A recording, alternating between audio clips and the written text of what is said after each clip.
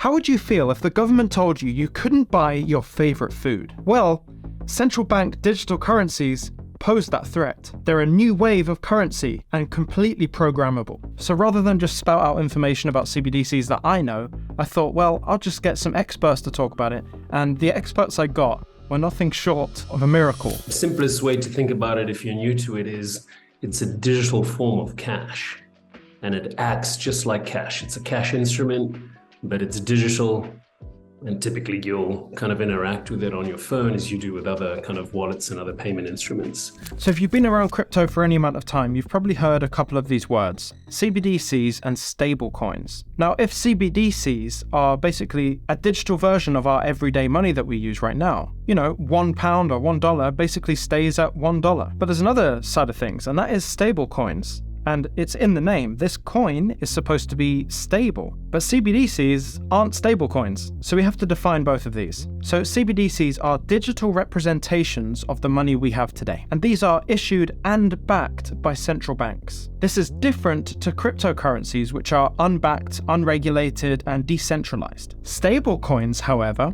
are privately issued, meaning a private company could create a stable coin, but it has to be pegged to a stable asset. And this stable asset can be a fiat currency or a commodity like gold or silver. And that allows it to maintain that stable value. So by the sounds of it, we don't really have like countries going left and right all adopting CBDCs. But what we have seen over the last 6 years are multiple documents coming out from all kinds of countries about their pilots for CBDCs. And when I say pilots, it means they're testing the idea and the feasibility of CBDCs in their country. And what's ultra important here is that if you're watching and you've got no idea about CBDCs, here's probably the biggest piece of information that you need to know about CBDCs. There are actually two types of CBDCs. When you see the likes of the digital pound or the digital euro or any other country saying we've got a digital version of our currency and it's like this CBDC test, you'll see this a lot on the news probably. And if not now, you definitely will later. Understand that there are two forms of payment in the world today. One of those is a bank-to-bank payment, and the other is a person-to-person payment. When we interact from person to person, that whole ecosystem is called a retail environment, which is why if you work in a shop that sells clothes, you work in retail because you work in areas that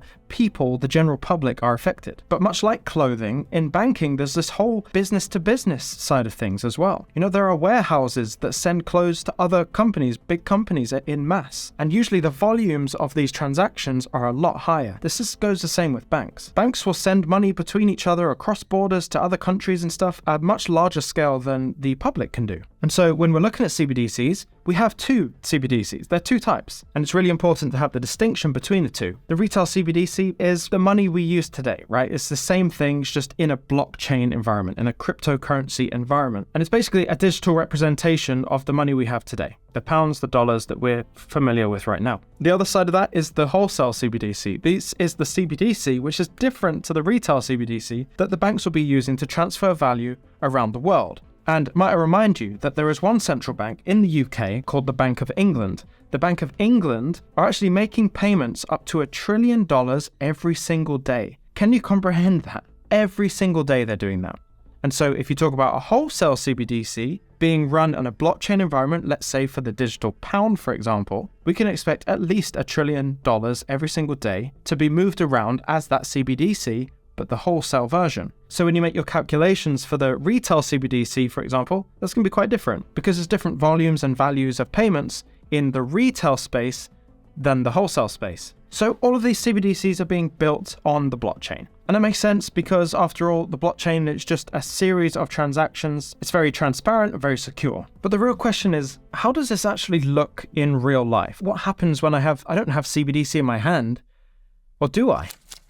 Who uses cash, what characteristics they have. You know, what a central bank will never do is take away that facility from someone because it fundamentally kind of rocks their world to do so.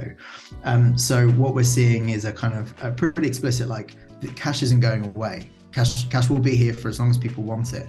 What we're sort of seeing though is that in some nations, you know, Sweden's a really good example, people aren't using cash. You know, it's the example often given, but it's simply that cash no longer as payments to consumer choices, cash isn't the thing that actually people want to use. They want to use their digital payments, they want to use a card, they, the kind of credit market and how you can generate points and all that kind of stuff. In an ecosystem whereby the general consumer is pretty sophisticated, is comfortable in that environment, you do just see a lack of cash. But let me tell you one thing about money in this world, is that the money makes money first. Which industry is money made in first? Well, we can exclude wholesale CBDCs, right? Because they're not going to let the public get rich before they get rich. And as a result, the regulation, the laws that have to be put in place to make this kind of thing happen is immense. And as I've deep dived into all of this and tried to understand what's going on, it seemed to me like you need a global regulation, like one regulation, one law that all the countries can work within. That just doesn't seem reasonable, right? We can't agree on anything these days from country to country. How would we possibly agree on such a thing? And the answer to that was kind of scary. These things are somewhat really complex. You can go surveyed money.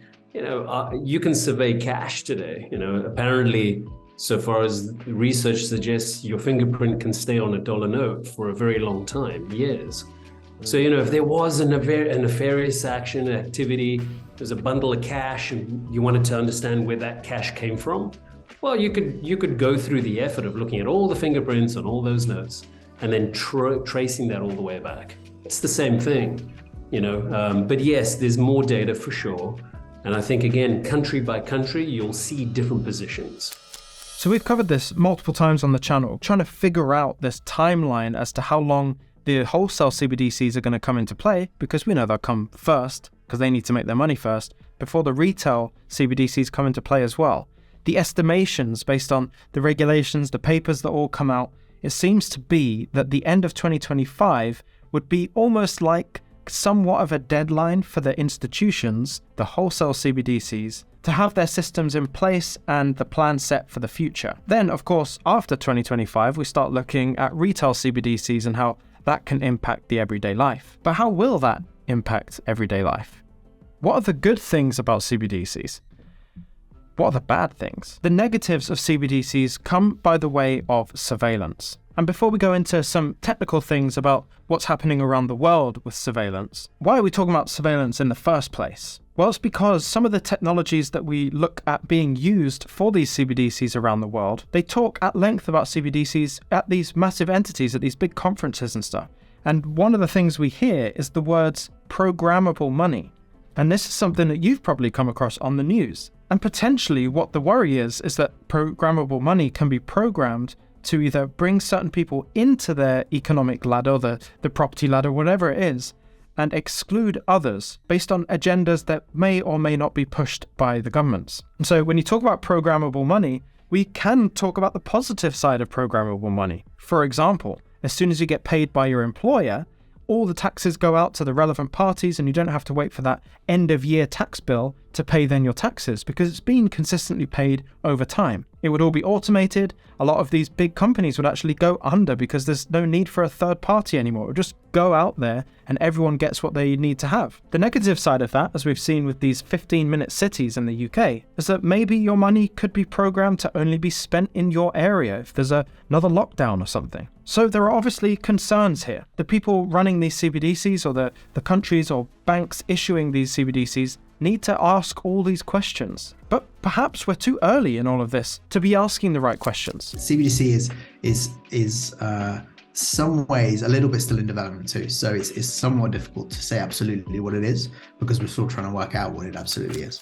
I want to reframe the context here. And it starts in 2007 in China, where the idea for a social credit system came about. The scores go from 350 to 950 and are based on habits and behavior. Buy clothes or diapers, it's good.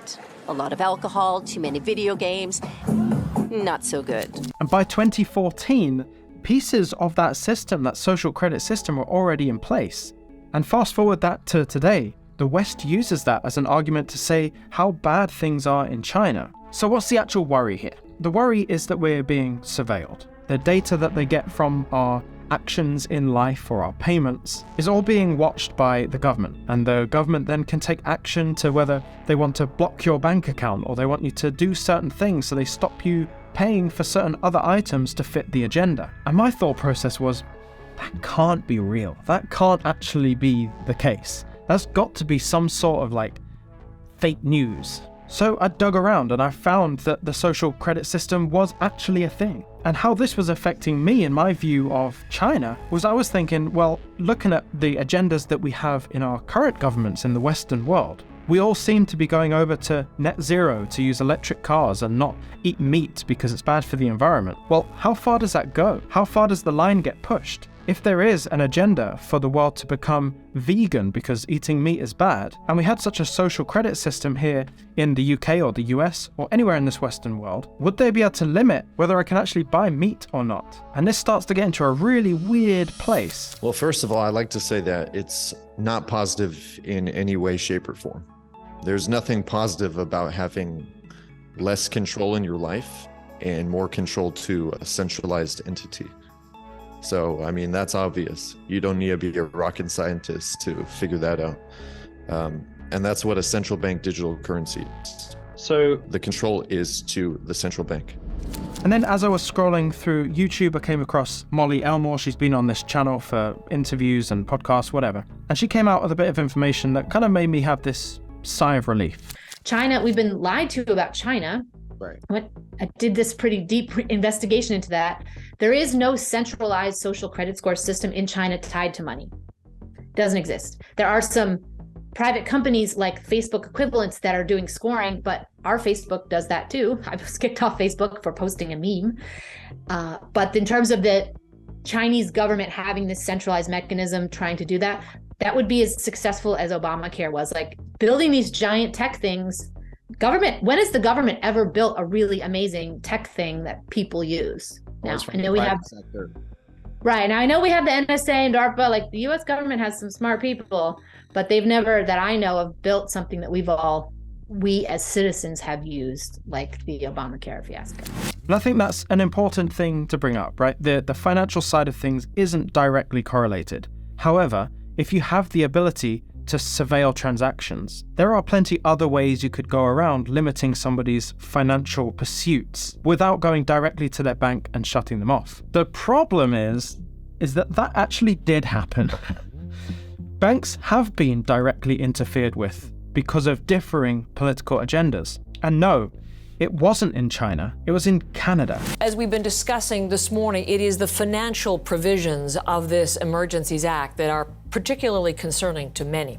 The federal government is saying banks have already started to freeze the accounts of people involved in the protests, and they are warning there will be dire financial consequences to come. And let's not get this wrong, CBDCs are coming. There's no two ways about it. So my stance on this, really, on a personal level, is that you can either sit back, relax, and just let the system change, and nothing changes for you. It might be difficult for you in the short term as these banks continue to collapse, but in the end, ultimately, it seems like there will be cash and there will be a CBDC, but that will operate much like how your mobile banking's been working since mobile banking became a thing. On the other side of that, you might be able to just position yourself from an investment standpoint in the technologies that are going to be used and utilized to make this change in the financial system. And it's all down to you, like, what do you want to do? Do you want to have none of the headache, but then also remove the possibility of seeing the opportunity for wealth transfer in this change? Or you can take action and start researching and trying to understand the inner workings of this technology, and you can start understanding where things are going before even some of these countries talking about CBDCs see it going in the future anyway. Now, I talk about that a lot on this channel, and on this channel I research a lot of the technologies that I believe will be used in this new payment system. But I wanted to hear it from one of the experts. Where would they be positioning themselves, considering this new future is almost here? You got to look at it different lenses. I think if you look at it at the wholesale side, what's happening behind the light switch. You and I use the light switch like, hey, look, the lights came on. But all the infrastructure that's behind that light switch is tremendously complex. And so what's happening behind the light switch, so to speak, I'm optimistic about, and I feel that there's, tremendous opportunity for the folks that have been in this space for a long time, that have built some credibility and built some muscle around what needs to be done and how this is going to kind of roll out. I think there's tremendous opportunity. I see today, a much fewer set of technologies that have emerged to be the viable stack. Okay. A few things have fallen away over the last 24 months. Okay. So I'm optimistic in that sense. The private permission nature of wholesale money makes a lot of sense, but still we're exploring what the rest of it looks like. So there's space for public, there's space for private, there's space for a whole bunch of different models. And again, it's not just one brush, for everybody. I think every single country will have a slightly different approach. We're seeing that clearly now. So yeah, I'm optimistic that there will be enough space for different models to emerge as the new stack for money.